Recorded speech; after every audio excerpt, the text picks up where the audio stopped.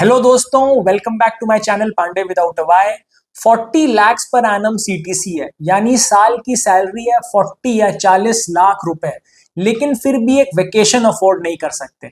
ये एक recent article है जो बहुत ही ज्यादा पॉपुलर हो रहा है और काफी पॉपुलर ऑनलाइन न्यूज़पेपर ने इसे प्रिंट किया है। तो मुझे इस पे एक वीडियो बनाना बहुत ज्यादा जरूरी लगा। ऐसा क्यों? देखिए, ऐसा इसलिए है क्योंकि एक तो वैसे ही लोगों की लाइफ में प्रॉब्लम्स कम नहीं होती, और जब आप इस तरीके के आर्टिकल्स पढ़ते हो न्यूज़पेपर में बिना पूरी जानकारी के या बिना पूरी इंफॉर्मेशन के जो आपके साथ शेयर नहीं करी जाती इन आर्टिकल्स में, तो आप परेशान हो जाते हो।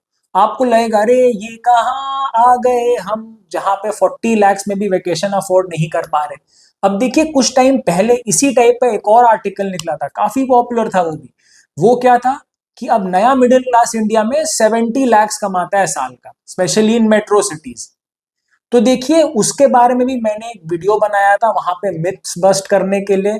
अगर वो आपने नहीं देखा अभी तक, उसको भी जरूर देखिएगा। तो देखिए, प्रॉब्लम क्या होती है यहाँ पे? प्रॉब्लम ये होती है कि इन सब जो आर्टिकल्स हैं उसमें आपके साथ अंदर की बात नहीं शेयर करी जाती। और देखिए, जब तक आपको पूरी इंफॉर्मेशन ना हो किसी चीज की, उसके बेसिस पे परेशान होना या डिसीजन लेने का कोई फायदा नहीं होता, आपको नुकसान ही होगा। आपने वो एक कहानी सुनी होगी शायद, अभिमन्यु की। उसमें क्या होता है कि अभिमन्यु को एक चक्रव्यूह होता है, उसके अंदर जाना आता है, बाहर निकलना नहीं आता, यानी उसके पास हाफ इंफॉर्मेशन होती, पूरी इंफॉर्मेशन नहीं होती।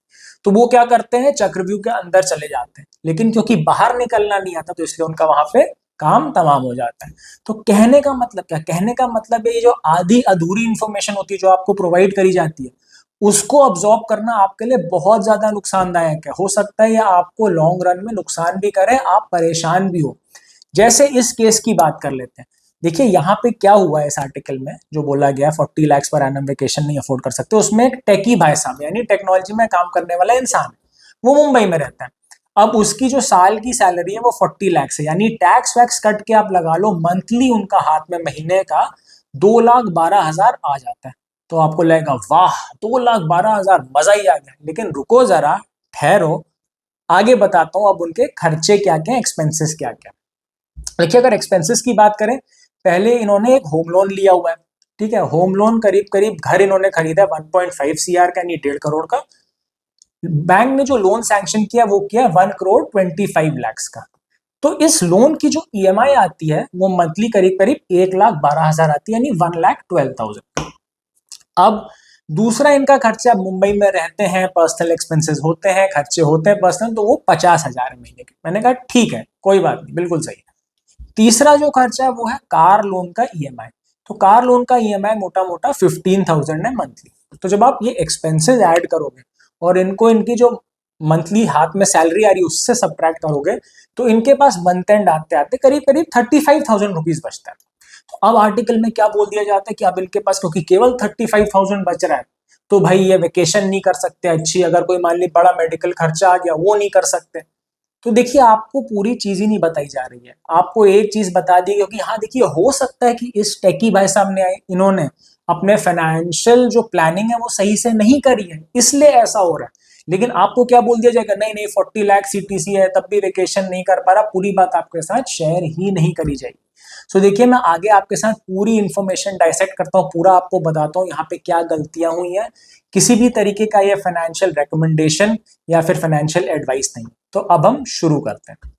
तो देखिए, अब आपको भी लग रहा होगा इतनी बढ़िया सैलरी फिर भी मंथ एंड आते आते बहुत कम पैसा बच रहा है, क्या हो रहा है, कुछ तो गड़बड़ है दया। यस, गड़बड़ है। तो अब हम समझते हैं क्या गड़बड़ है। देखिए, यहाँ पे मैं इनके सबसे बड़े एक्सपेंस या खर्चे को पकड़ता हूँ, वो है होम लोन का ईएमआई।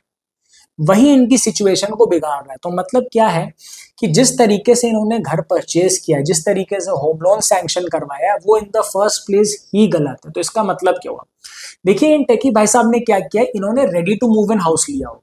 ठीक है, जिसकी वजह से क्या हुआ, ready to move in house लिया तो इन्होंने पहले तो 1.5 करोड़ का घर लिया और 25 लाख इन्होंने डाउन पेमेंट किया, वहां तक ठीक है। लेकिन जो बचा हुआ 1,25 करोड़ है जो बैंक ने सैंक्शन करा है, क्योंकि वो ready to move in house है, तो वो पहले दिन से लोन इनके ऊपर लग गया, पहले दिन से लोन रिलीज किया बैंक ने, जिसकी वजह से 1,12,000 के आसपास इनकी ईएमआई डे वन से हो गई है, जिसकी वजह से इनके सेविंग ज्यादा नहीं हो पा रही। तो अब आपका क्वेश्चन आएगा, तो क्या करें, घर ना ले क्या? नहीं, घर लेना है। लेकिन घर किस तरीके से लेना है वो उससे भी ज्यादा जरूरी है।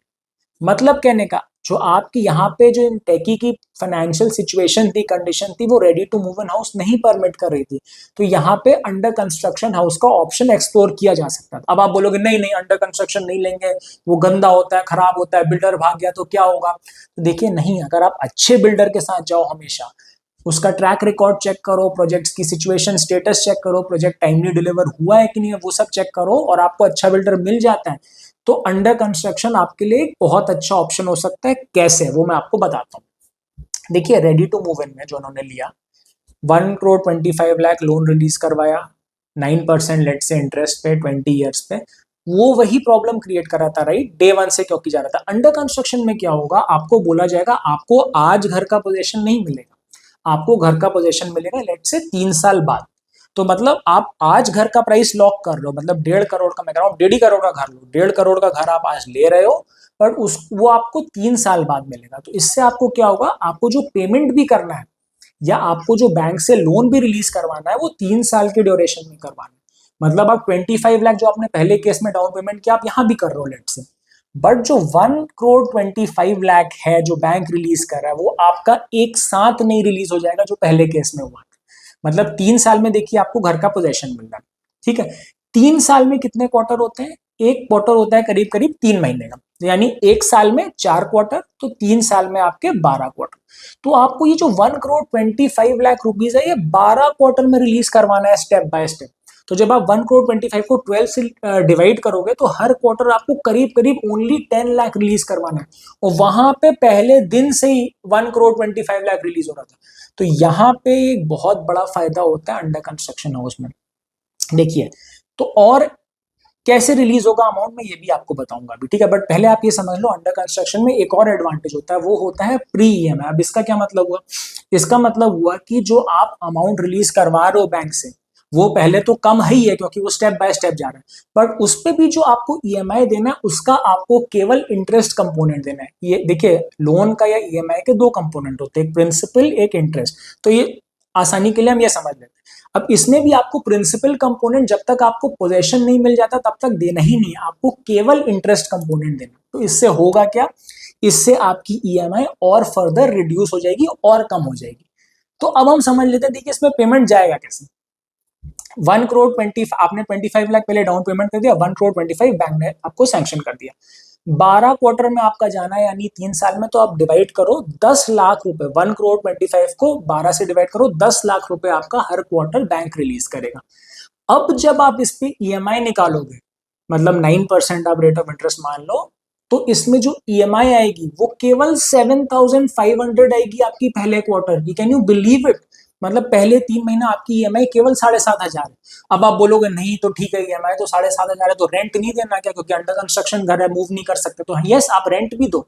मैं ये बोल रहा हूँ आप 1.5 सीआर के ही घर में रहो, मैं तो बोल रहा हूँ उसका भी रेंट आप देख, रेंटल यील्ड वगैरह देखो, 3.5% के हिसाब से अज्यूम करो, तो उसका भी रेंट जो आएगा करीब करीब आपका 45,000 आएगा।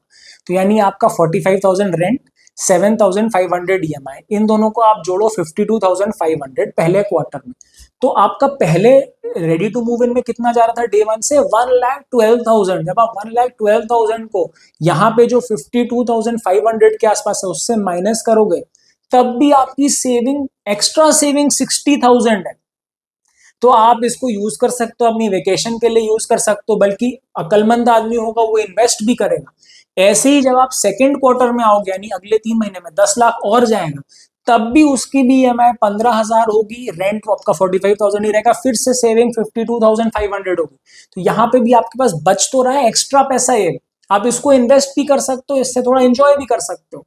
जब आप ऐसे कैलकुलेट करोगे तो आप देखना कि सेकेंड ईयर 2 साल के एंड में आते आते आपका जो रेंट और ईएमआई का सम है वो 2 साल बाद जाके 1,12,000 के बराबर होगा, जो आप पहले केस में रेडी टू मूव इन में डे वन से दे रहे थे। तो देखिए यहां मैंने जो आपके साथ कैलकुलेशन शेयर किए हैं उसमें मैंने rent increase year on year 10% भी अज्यूम कर लिया है।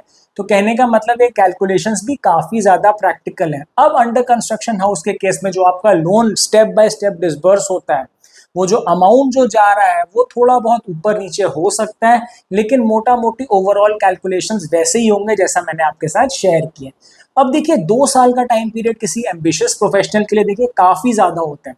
उस टाइम में वो अपनी स्किल्स इनहेंस कर सकता है, अपनी जॉब स्विच कर सकता है, अपनी सैलरी इंक्रीज कर सकता है और अकॉर्डिंगली वो अपना फाइनेंशियल प्लानिंग इंप्रूव कर सकता है। और under construction home loan facility का यूज करके जो आप सेविंग कर रहे हो उस पैसे को आप इन्वेस्ट कर सकते हो और उसी पैसे को, जो इन्वेस्टेड पैसा है, उसको आप यूज कर सकते हो इन द फ्यूचर अपना होम लोन रिड्यूस करने में, जिससे आपका ईएमआई का बर्डन भी काफी कम हो जाएगा।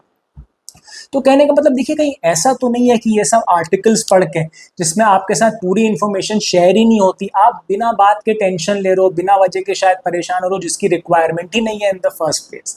मैं ये बिल्कुल भी नहीं कह रहा हूँ कि आप अपने आप को इम्प्रूव मत करो, अपनी स्किल्स मत इनहांस करो, लेकिन बिना चीज़ों को समझे, बिना पूरी बात को अंडरस्टैंड किए परेशान होने का भी कोई पॉइंट नहीं है, राइट। कहने का मतलब मेरा सिंपल टर्म्स में ये है। तो कैसा लगा वीडियो? थोड़ा स्ट्रेस रिलीज हुआ, थोड़ा सुकून वाला वीडियो लगा कि नहीं लगा, टेंशन फ्री हुए कि नहीं हुए आप? अगर ऐसा है तभी वीडियो को लाइक करिएगा, शेयर करिएगा, सब्सक्राइब करिएगा। उससे मुझे बहुत ज़्यादा मोटिवेशन मिलता है इसी टाइप के वीडियो बनाने के, जिसमें काफ़ी ज़्यादा कंटेंट होता है और जिसमें काफ़ी ज़्यादा टाइम जाता है। और बेल आइकन प्रेस करना बिल्कुल भी मत भूलिएगा, उससे आपको नोटिफिकेशंस मिलते रहेंगे जैसे जैसे मेरे नए वीडियोस आएंगे, जो आपको बहुत टाइमली देखने चाहिए ताकि आपको इसी टाइप के टेंशन बिल्कुल भी ना हो। I will see you in the next one, till then bye bye, take care, stay safe.